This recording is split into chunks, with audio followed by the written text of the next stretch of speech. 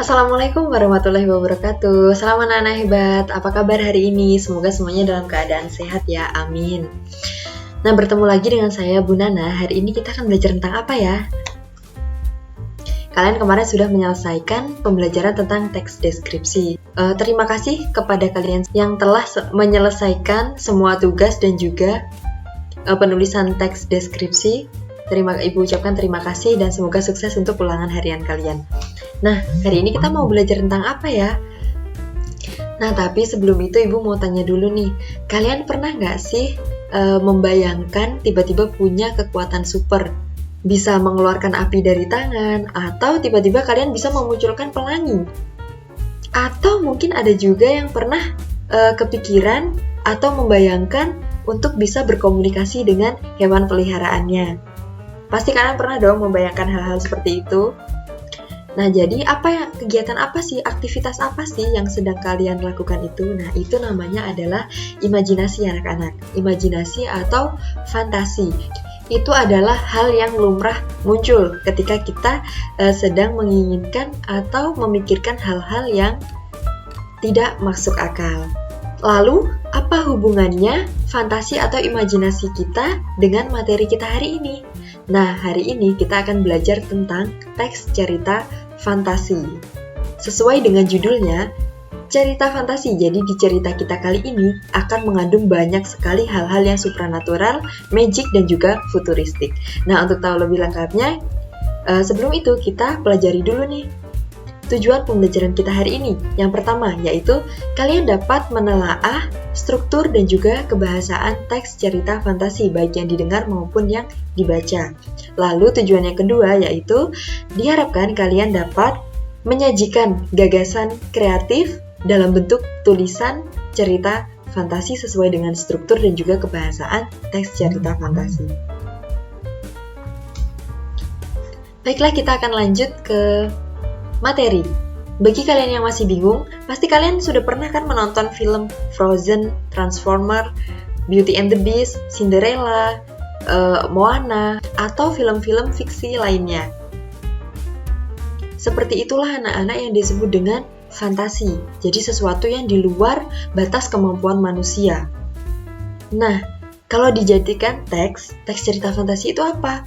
Teks cerita fantasi adalah teks yang berisi tentang imajinasi atau fantasi yang diciptakan oleh penulis. Untuk tahu lebih lanjut, kita pelajari dulu tentang ciri-ciri teks cerita fantasi. Ciri-ciri teks cerita fantasi. Yang pertama, teks ini tentu saja akan mengandung keanehan, keajaiban, dan kemisteriusan. Teks ini menceritakan hal-hal supranatural yang tidak mungkin terjadi di dunia nyata. Misalnya, kalian menjadi Naruto. Nanti tiba-tiba kalian punya banyak kekuatan, bisa membuat diri kalian menjadi 1000. Nah, itu kan sesuatu hal yang tidak mungkin. Nah, contoh dari teks cerita fantasi adalah seperti itu. Lalu yang kedua, ide cerita sederhana. Tema dari teks cerita fantasi itu ada 3. Yang pertama magic, supranatural, dan yang ketiga adalah futuristik. Ide dari teks cerita fantasi ini tidak dibatasi anak-anak, jadi sangat terbuka. Boleh keseluruhan itu berisi fantasi atau irisan, jadi setengah fantasi, setengah nyata. Yang setengah fantasi, setengah nyata itu seperti apa? Misalnya, saat ini kalian sedang belajar nih di kelas. Tiba-tiba kalian melihat papan tulis, waktu kalian sentuh, papan tulisnya itu bisa tembus dan kalian bisa masuk ke masa lalu misalnya, atau masuk ke dunia lain yang berada di masa depan. Nah, itu berarti contoh cerita fantasi yang irisan. Jadi ada yang kehidupan nyata, juga ada yang kehidupan fiksinya gitu. Nah, selanjutnya adalah menggunakan berbagai latar. Nah, seperti yang tadi, kalau kita dari masa depan ke masa sekarang lalu ke masa lalu. Nah, itu contoh penggunaan latarnya. Misalnya kamu sedang ada di tahun 2020. Terus waktu hujan, kamu main hujan-hujanan, ada genangan, kamu lompat di genangan itu, tiba-tiba kamu masuk ke dunia lain, ada di tahun 2002 atau ada di tahun 98 waktu ada G30 SPKI misalnya. Itu misalnya. Nah, itu juga fantasi. Atau dari masa sekarang tiba-tiba kalian ada di masa depan, tiba-tiba kalian sudah jadi sarjana. atau sudah jadi presiden tiba-tiba. Nah, itu juga bagian dari latar cerita fantasi yang bisa berubah-ubah. Itu tergantung dengan penulisnya. Kenapa latar dari cerita fantasi itu boleh berubah-ubah? Karena memang ciri dari teks cerita fantasi itu mereka melintasi ruang dan waktu. Jadi bebas, terbuka, sesuai dengan imajinasi penulis itu sendiri. Selanjutnya, tokohnya unik. Iya, memang unik karena tokoh yang diciptakan di cerita fantasi itu adalah tokoh-tokoh yang tidak mungkin ada di dunia nyata. Lalu bersifat fiksi, tentu saja cerita fantasi itu fiksi karena nggak ada di dunia nyata. Selanjutnya, ragam bahasa yang digunakan di dalam teks cerita fantasi. Nah, karena ini teks cerita fantasi, sifatnya adalah narasi, jadi bahasa yang digunakan itu boleh bahasa sehari-hari. Bahasanya variatif dan ekspresif, biasanya diisi dengan percakapan-percakapan antar tokoh. Nah, dari sini dapat kita simpulkan bahwa teks cerita fantasi itu bahasanya tidak formal.